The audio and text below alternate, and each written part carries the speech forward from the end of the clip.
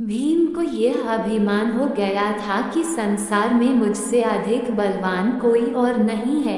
100 हाथियों का बल है उसमें, उसे कोई परास्त नहीं कर सकता। और भगवान अपने सेवक में किसी भी प्रकार का अभिमान रहने नहीं देते, इसलिए श्री कृष्ण ने भीम के कल्याण के लिए एक लीला रच दी। द्रौपदी ने भीम से कहा, आप श्रेष्ठ गदाधारी हैं, बलवान हैं, आप गंधमादन पर्वत से दिव्य वृक्ष के दिव्य पुष्प लाकर दें। मैंने अपनी वेणी में सजाने हैं, आप समर्थ हैं, ला सकते हैं, लाकर देंगे न दिव्य कमल पुष्प। भीम द्रौपदी के आग्रह को टाल नहीं सके, गदा उठाए और गंधमादन पर्वत की ओर चल पड़े, मदमस्त हाथी की तरह, किसी तनाव से मुक्त, निडर। भीम कभी गदा को एक कंधे पर रखते, कभी दूसरे पर रखते, बेफिक्री से गंधमादन पर्वत की ओर जा रहे थे। सोच रहे थे, अब पहुंचा कि तब पहुंचा, दिव्य पुष्प लाकर द्रौपदी को दूंगा, वो प्रसन्न हो जाएगी। लेकिन अचानक उनके बढ़ते कदम रुक गए। देखा, एक वृद्ध लाचार और कमजोर वानर मार्ग के एक बड़े पत्थर पर बैठा है। उसने अपनी पूंछ आगे के उस पत्थर तक बिछा रखी है जिससे रास्ता रुक गया है। पूंछ हटाए बिना आगे नहीं बढ़ा जा सकता। अर्थात उस वानर से अपनी पूंछ से मार्ग रोक रखा था और कोई भी बलवान व्यक्ति किसी को उलांघ कर मार्ग नहीं बनाता, बल्कि मार्ग की बाधा को हटाकर आगे बढ़ता है। बलवान व्यक्ति बाधा सहन नहीं कर सकता। या तो वह बाधा स्वयं हटाता है या उस बाधा को ही मिटा देता है। इसलिए भीम भी रुक गए। जब मद, अहंकार और शक्ति बढ़ जाती है तो आदमी अपने आप को आकाश को छूता हुआ समझता है, वो किसी को खातिर में नहीं लाता। और अत्यधिक निरंकुश शक्ति ही व्यक्ति के विनाश का कारण बनती है।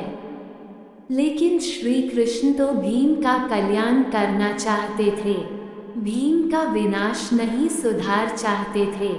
भीम ने कहा, ए वानर, अपने पूंछ को हटाओ, मैंने आगे बढ़ना है। वानर ने देखा एक बलिष्ठ व्यक्ति गदा उठाए, राजसी वस्त्र पहने, मुकुट धारण किए बड़े रोब के साथ उसे पूंछ हटाने को कह रहा है। हैरान हुआ, पहचान भी गया। लेकिन चूंकि वह श्री कृष्ण की लीला थी, इसलिए चुप हो गया, भीम के सवाल का जवाब नहीं दिया। भीम ने फिर कहा, वानर, मैंने कहा ना कि पूंछ हटाओ, मैंने आगे जाना है। तुम वृद्ध हो, इसलिए कुछ नहीं कह रहा। वानर गंभीर हो गया, मन ही मन हंस दिया, कहा, तुम देख रहे हो, मैं वृद्ध हूँ, कमजोर हूँ, उठ नहीं सकता, मुझ में इतनी ताकत नहीं कि मैं स्वयं ही अपनी पूंछ हटा लूं। तुम ही कष्ट करो, मेरी पूंछ थोड़ी इधर सरका दो और आगे निकल जाओ। भीम के तेवर कसे, गदा कंधे से हटाई, नीचे रखी, इस वानर ने मेरे बल को ललकारा है। आखिर है तो एक पूंछ ही, वह भी वृद्ध वानर की। कहा, यह मामूली सी पूंछ हटाना भी कोई मुश्किल है, ये तुमने क्या कह दिया? मैंने बहुत बलवानों को परास्त किया है, धूल चटाई है, 100 हाथियों का बल है मुझ में। पूर्ण विराम उद्धरण चिन्ह। इतना कहकर भीम ने अपने बाएं हाथ से पूंछ को यूं पकड़ा, जैसे एक तिनके को पकड़ रहा है कि उठाया, हवा में उड़ा दिया। लेकिन भीम से वह पूंछ हिल भी नहीं सकी, हैरान हुआ। फिर उसने दाएं हाथ से पूंछ को हटाना चाहा, लेकिन दाएं हाथ से भी पूंछ तिल मात्र नहीं हिली। भीम ने वानर की तरफ देखा, वानर मुस्करा रहा था। भीम को गुस्सा आ गया, भीम ने दोनों हाथों से भरपूर जोर लगाया। एक पांव को पत्थर पर रखकर आसरा लेकर फिर जोर लगाया, 2-3 बार, लेकिन हर बार भीम हताश हुआ।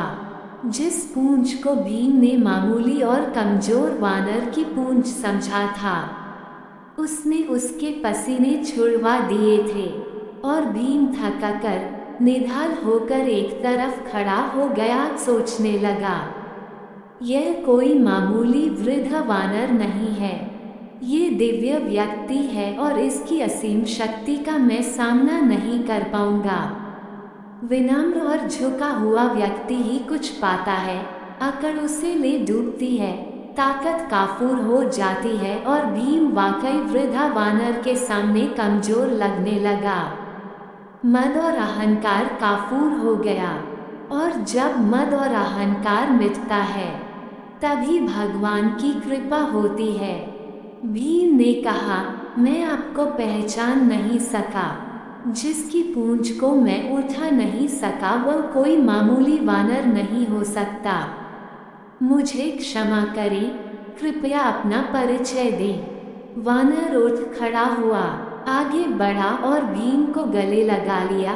कहा, भीम, मैं तुम्हें पहचान गया था, तुम वायुपुत्र हो।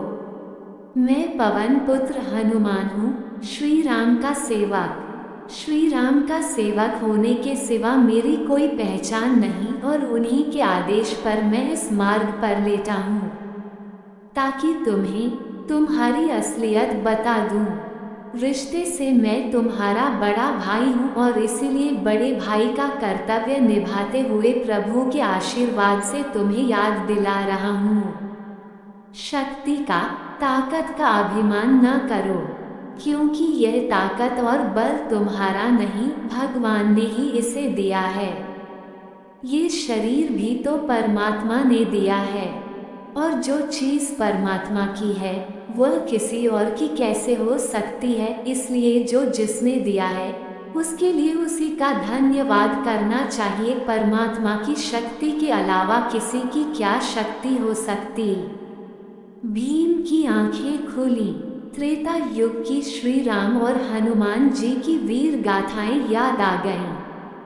प्रेम से, श्रद्धा से भीम की आंखें भी खुल गईं और भावों के इसी प्रवाह में भीम ने हनुमान जी को समुद्र लांघने के समय पर धारण किए गए विशाल रूप का दर्शन कराने का अनुरोध कर दिया, और हनुमान जी ने श्री राम की कृपा से अपना आकार वैसा ही बढ़ाया जैसा उन्होंने 100 योजन समुद्र लांघने के समय धारण किया था।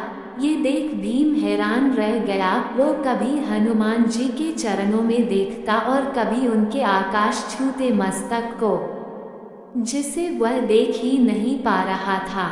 हनुमान जी ने कहा, भीम, मेरे इस रूप को तुम देख नहीं पा रहे, लेकिन मैं श्री राम की कृपा से इससे भी बड़ा रूप धारण कर सकता हूँ।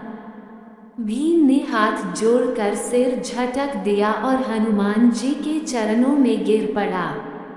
भौतिक पद, प्रतिष्ठा और धन का अभिमान कैसा, ये तो कभी भी नष्ट हो सकते हैं।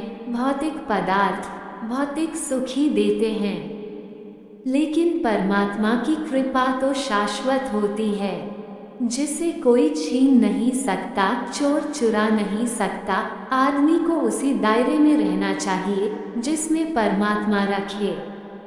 परमात्मा की इच्छा के बिना तो पत्ता भी नहीं हिल सकता। इंसान की जिंदगी का क्या भरोसा।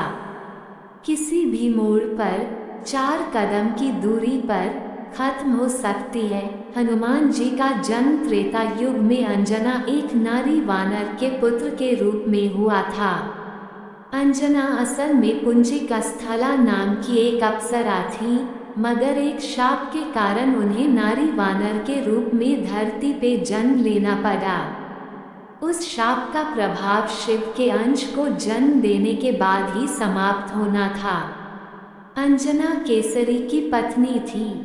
केसरी एक शक्तिशाली वानर थे जिन्होंने एक बार एक भयंकर हाथी को मारा था। उस हाथी ने कई बार असहाय साधु संतों को विभिन्न प्रकार से कष्ट पहुंचाया था। तभी से उनका नाम केसरी पड़ गया। केसरी का अर्थ होता है सिंह। उन्हें कुंज सुदान, हाथी को मारने वाला के नाम से भी जाना जाता है। संक्षिप्त हनुमान कथा। केसरी के संग में अंजना ने भगवान शिव की बहुत कठोर तपस्या की, जिसके फलस्वरूप अंजना ने हनुमान शिव के अंश को जन्म दिया। जिस समय अंजना शिव की आराधना कर रही थी, उसी समय अयोध्या नरेश दशरथ पुत्र प्राप्ति के लिए पुत्र कामना यज्ञ करवा रहे थे।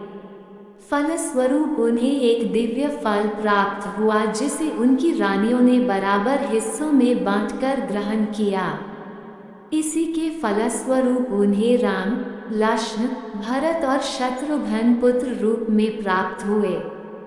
विधि का विधान ही कहेंगे कि उस दिव्य फल का छोटा सा टुकड़ा एक चील काट के ले गई और उसी वन के ऊपर से उड़ते हुए, जहां अंजना और केसरी तपस्या कर रहे थे, चील के मुंह से वो टुकड़ा नीचे गिर गया। उस टुकड़े को पवन देव ने अपने प्रभाव से याचक बनी हुई अंजना के हाथों में गिरा दिया। ईश्वर का वरदान समझकर अंजना ने उसे ग्रहण कर लिया, जिसके फलस्वरूप उन्होंने पुत्र के रूप में हनुमान को जन्म दिया। अंजना के पुत्र होने के कारण ही हनुमान जी को अंजनी नाम से भी जाना जाता है, जिसका अर्थ होता है अंजना द्वारा उत्पन्न।